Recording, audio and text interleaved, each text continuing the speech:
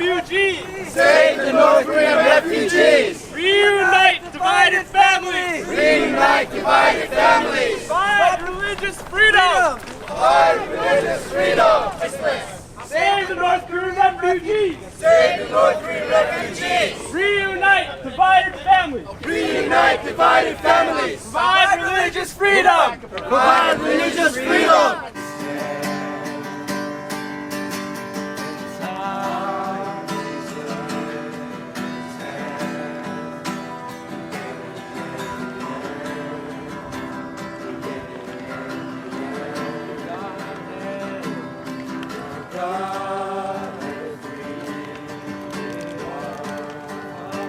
Dear President Biden, members of Congress and the Senate, my name is Rachel Park and I am in front of the White House with the Korean Church Coalition for North Korea Freedom to be the voice for the voiceless. Today, I stand here to draw attention to the plight of our blood-related children and orphans in North Korea. Specifically, I want to address the estimated 100,000 North Korean workers forced into slave labor in foreign countries. These individuals are brothers and sisters under unimaginable hardships and are denied the basic human rights we often take for granted. They work in appalling conditions, their freedom stripped away, and their voices silenced. I am here in unity with the KCC to be their voice. I speak on behalf of the voiceless, the 100,000 North Koreans who are forced into slave labor in foreign countries. These are not just members, but real people with dreams and aspirations, deserving of the same freedom we cherish. Dear President Biden, please join the KCC in speaking on behalf of the voiceless. Let us advocate for the North Korean orphans who roam the streets in search of food and shelter. Let us stand together for freedom, for human rights, and for the dignity of all people. In conclusion, I urge you to take action, to amplify the voice of those who cannot speak for themselves, and to bring hope to the hopeless. Together we can make a difference. Together we can be the voice for the voiceless. Thank you. Dear President Biden, my name is Ryan Chae, and I'm here today with the KCC to be the voice for freedom for the voiceless, persecuted Christians in North Korea, whose government is the #1 persecutor of Christians in the world.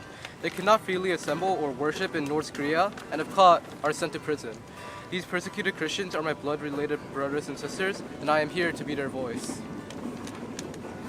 Dear President Biden, my name is Jason Chun, and I am here today with the KCC to be the voice for the voiceless 250,000 political prisoners in North Korea.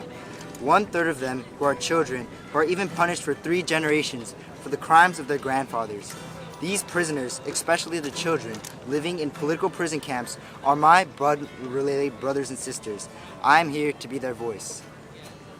Dear President Biden, my name is Jian Kim, and I'm here today with the KCC to be the voice for freedom for the voiceless North Korean orphans and stateless orphans living in China. They have no mother, no father, and no citizenship. Former President Obama signed the North Korean Orphan Act into law in 2013. Please compel our State Department to devise a plan so these suffering North Korean orphans can enter into this great country and be adopted by the many wanting American households. These North Korean and stateless orphans are my blood-related brothers and sisters, and I'm here today to be their voice. Dear President Biden, my name is Jinsoo, and I am here with the KCC to be the voice for the freedom in North Korea. For the voiceless North Korean orphans who still roam the streets in search of food and shelter, like Timothy Cho, who is standing next to me once did. If caught, they are repatriated back to North Korea, where they are imprisoned, tortured, and even murdered. These are my blood-related brothers and sisters, and I am here to be their voice too. Dear President Biden, my name is Jane Jung, and I am here today with the KCC to be the voice for human rights in North Korea. The North Korea Sanctions Enforcement Act of 2014, which was signed into law, directs the president to designate sanctions for any person who knowingly engages in transactions for luxury goods with North Korea. Yet even today, while the people of North Korea are struggling with famine, with whole families dying and are starving, a 100-feet luxury yacht was delivered. We ask you to use the authority given to you under this act and sanctioning anyone involved, so these funds may be used to feed the starving people of North Korea. Mr. President, please implement all provisions of the North Korea Sanctions Act. These starving North Koreans are my blood-related brothers and sisters, and I am here to be their voice too. Dear President Biden, my name is Evelyn Kim, and I stand here with the Korean Church Coalition to speak on behalf of the voiceless North Korean refugees in China. North Korea's tyrannical leader has kept up hiding his nation's poverty and cruelty, but we have seen the truth.